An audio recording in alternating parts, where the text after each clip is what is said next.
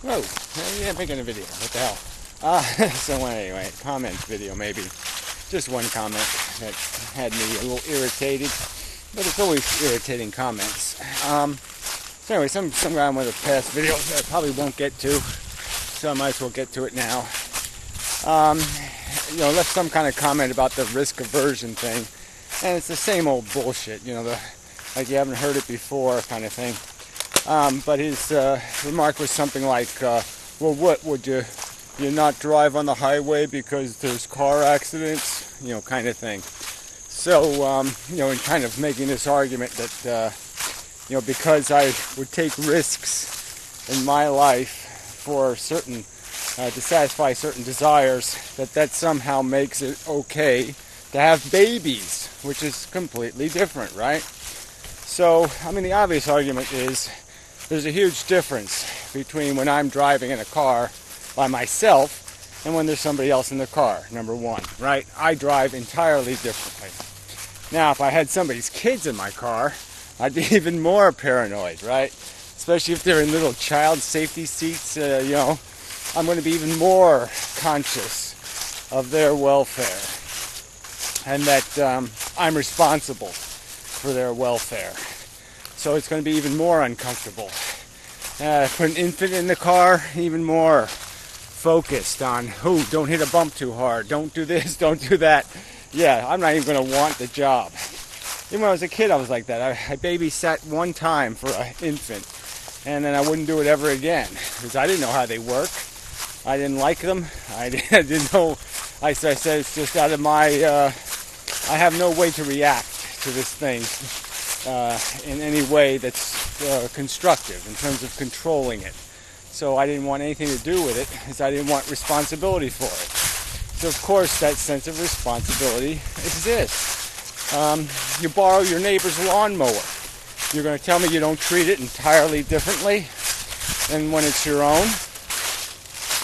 You're always conscious. You borrow somebody else's car. I don't know, I don't think I've ever done that. Can't think of any time when I did, but I had people borrow mine, and I sure expected them to treat it with extra respect, and not treat it like it was their own. Do better than that. So again, this obviously the subject is about how you're implicating somebody else in satisfying your desire is very different than the risk you accept for yourself. Accepting risk for somebody else is just a whole different level, scale,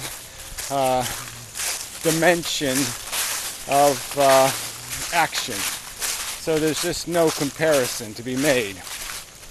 Then I'd also make the argument that there's certain necessities of practicality. We do accept failure on our highways. I wouldn't accept as high a failure rate because I would standardize bumpers. I'd have lots of standards on the highway to reduce impacts and the consequences of impacts. Cars would be a lot uglier and a lot safer if I was world dictator. I think this bullshit of compromising safety for style is one of the most disgusting attributes of the human race. That they would even consider putting their kids in a less safe car for style reasons. Amazing to me. It's always been something that is just nauseatingly disgusting when you think about how many things the human race has let go, has done half-ass and retarded, because it won't standardize anything. Because of all these assholes who have to have their independence and their individuality. We should have standard windows, standard doors, standard a lot of things. It's just idiotic, the price we pay for this idiotic I have to be me crap. So anyway, that's a whole nother subject, really. So anyway, I think I've dealt with this point, I think. So let's see if we find some related subject. Just a distinction. There's nothing like procreation in a sense. There's no other activity that is so controlling of somebody else's destiny so completely. You always have to, in some way, earn. I guess there's parents. It would always be in a circumstance where either you're going to blame the parents for being irresponsible and leaving their kids with a bad caretaker, or the caretaker has somehow committed the fraud or the evil. But I mean, you'd always have somebody you'd certainly blame for any harm that comes to a kid that already exists in terms of who's playing guardian. And the fact that creators of kids want immunity from that judgment is just, that's part of their cheat. You can't get more aggressive in the taking of possession of something. And with that taking of possession, you should have possession of responsibility, accountability. And you certainly shouldn't run from it and use a bunch of vernacular gymnastics to avoid words like impose, because that's exactly what you're doing. Your desire for their welfare, and that's the exchange being made. You put them at risk to satisfy your need and no other need, except for the ones you manufacture in the creation of the new need machine. So yeah, and the fact that you can fool most of them, you can reprogram most of them to thank you for being a cunt. Yeah, that's just a product design failure. That's just another one of the reasons why people shouldn't procreate, is that human beings are fools and idiots and morons.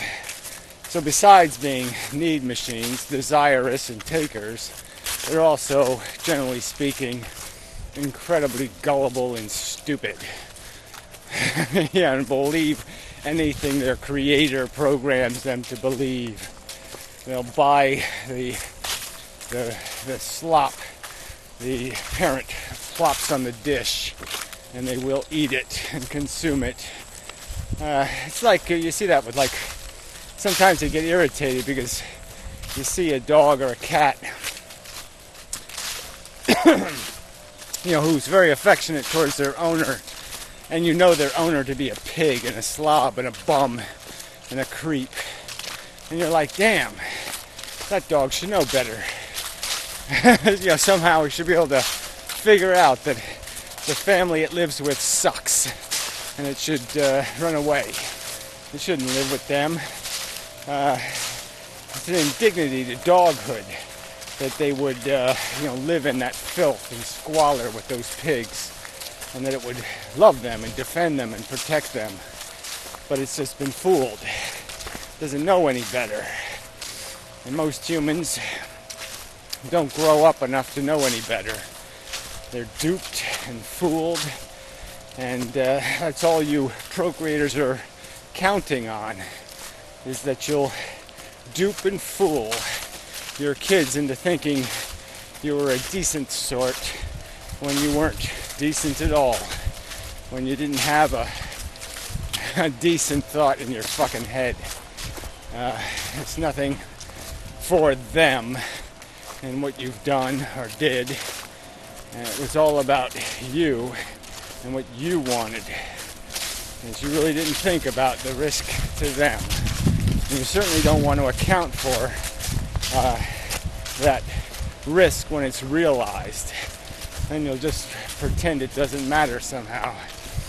You'll just push it out of your field of view. Those were the sad years or something. Just pretend it's not a reality. And it wasn't a reality you had every reason to understand to be part of the game you were playing. It's getting a little windy. Man, Yeah, I'm always something.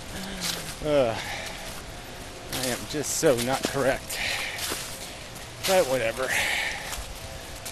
It's been years of this not quite right thing. I'd just really like to go back in time just to feel normal. Hey, pup. There you go. So anyway, yeah, video. Finishing up. Yeah, there's not much to say. So I mean, quite obviously though, there's a huge difference in how I think most people behave when they're using somebody else's phone or doing something else that's not theirs. And the risk isn't their risk, and the risk is somebody else's risk. I worry just when, once in a while somebody will come to visit me or something, and I worry. As they're driving on the highway to come visit me, and I wonder, what if something happens to them? It'll sort of be my fault. If they weren't coming to me, visit me, they wouldn't have been in the car accident, and they wouldn't be paralyzed and all that kind of shit. And that kind of crap worries the fuck out of me. I don't like it at all. If I could press a button, to prevent that, I would, because I don't like it. It's a very negative circumstance, one that's an unpleasantness. Hi, pups. There's nothing good about that. There's nothing good about worrying about that. So anyway, that's the answer to your question, you fucking cunt. I'm just so sick of these little cunters and their little weaselly bullshit. It's like people are constantly always correcting themselves now. Because, every time you make a little tiny mistake in a video, these little assholes have to show up with time codes and the rest of it and point out where you made a mistake. Even though it's like an obvious mistake. Give it a little bit of thought. Oh yeah, okay, I can see where I made that mistake. But no, they got to play the I got you crap. And it's like, well, why should I have to annotate the video, put a description in, make a whole big scene over a minor point that's not even relevant to the substance of the video? I mean, if it had something to do with the substance of the video, all right, there might be a point to it. But it never does. It's always just some little jerkweed bullshit part. Not always, but 9 times out of 10. It doesn't make any difference to the big picture substance of the argument being made. And it's just these little assholes, scoring their, I caught you in a misspelling kind of bullshit. And they're just like, oh.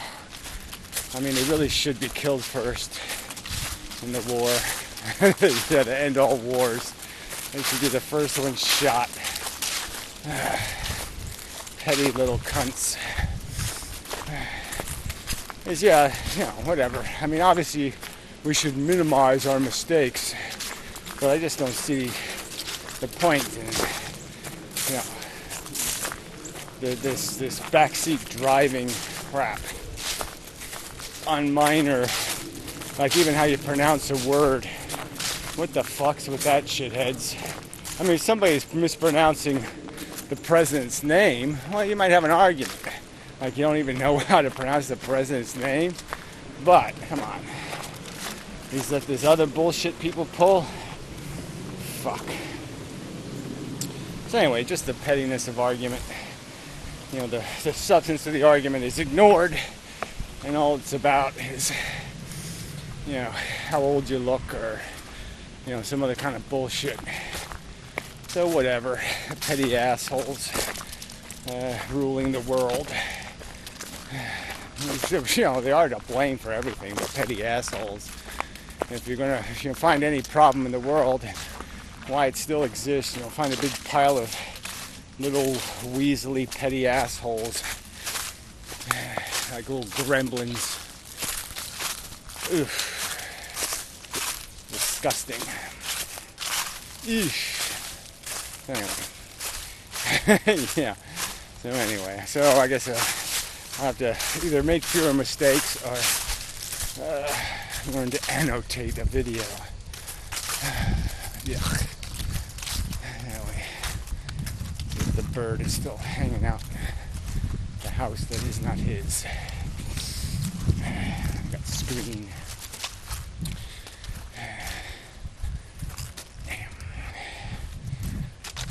Anyway, at least I can work in the sun. That'll be nice. A little sunshine. He's probably in the hole now. I'll go up there and he'll jump out at me. Yeah, I can see his whole frickin' head. You ain't staying in there, fuckhead. That didn't intimidate him much. But anyway, so until later. And such. It's kind of nice. I have to admit, a little bit pretty and such. The sun and leaves and whatnot. But, yeah, it's not worth it. So, yeah, it's sort of connected to the subject, this whole not worth it thing. Not worth it. Yeah. These trade-offs. How big a trade-off.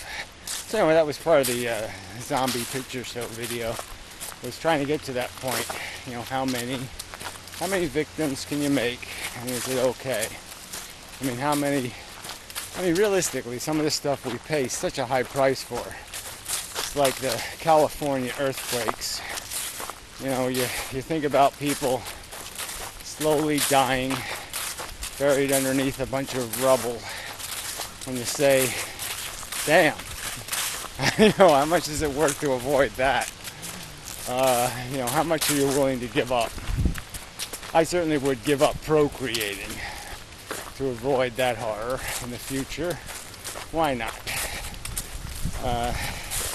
Yeah, I just don't see these humans are doing anything that spectacular. And these people who are just so aggressive in their, you know, I just don't get it. I don't understand that, you know, they think that Christmas is worth it. You know, whatever it is. I mean, whatever you're thinking is good about life, most of it is not very durable. Most of the good stuff doesn't last too long. You know, it's even like the accomplishment thing. Say you do something really brilliant. You know, you figure out the key thing, and you solve the key big problem thing, and you know, you even cure cancer. You're going to wake up a couple of days later, and you're going to say, well, what have I done lately? You know, you're still going to be stuck, you know, trying to find the next serviceable project, the next thing, the next level. You know, you even see it. Look at athletes. You really see what competition does. You know, they win once, then they got to win twice, and then they got to win 3 times, and they got to break, you know, whatever artifact Supera's, you know, record of 17 straight whatevers in a row. And so they just keep pogo sticking because they got to break the record.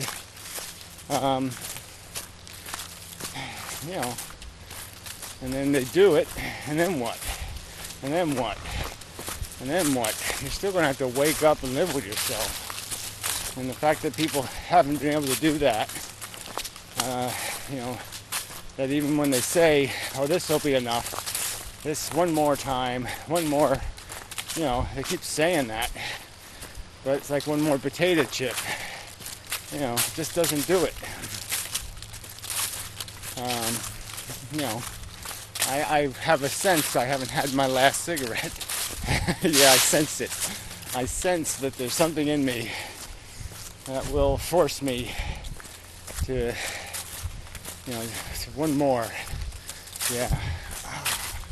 Anyway, I don't know why my brain just keeps drifting back Yeah, I just really want a cigarette. I don't know why. I mean, I know I've had one. I have a cigarette and I'll just say, okay, that was all right. But yeah, it didn't solve all my problems like I thought it would. Yeah, everything isn't perfect now.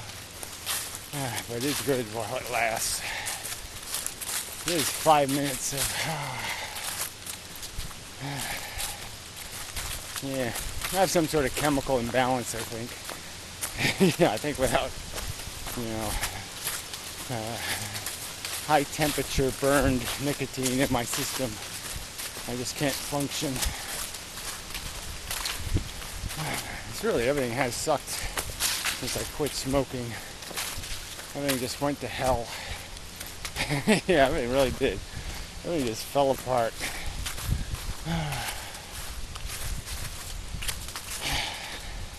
Yeah.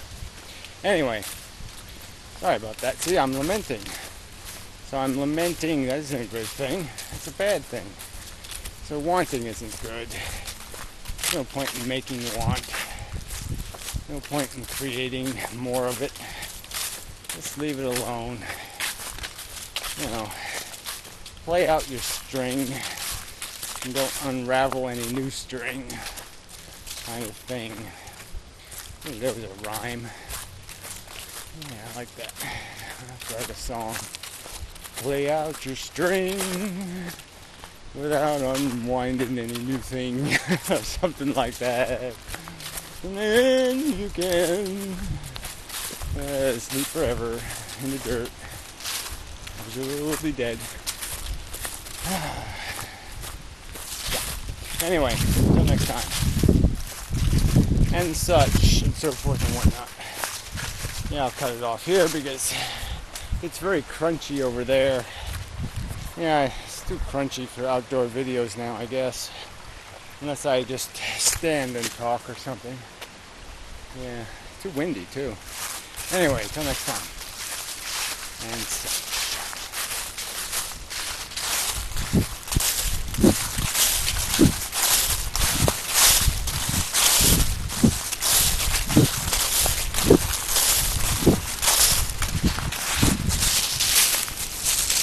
Oh, I turned it off and it's still on.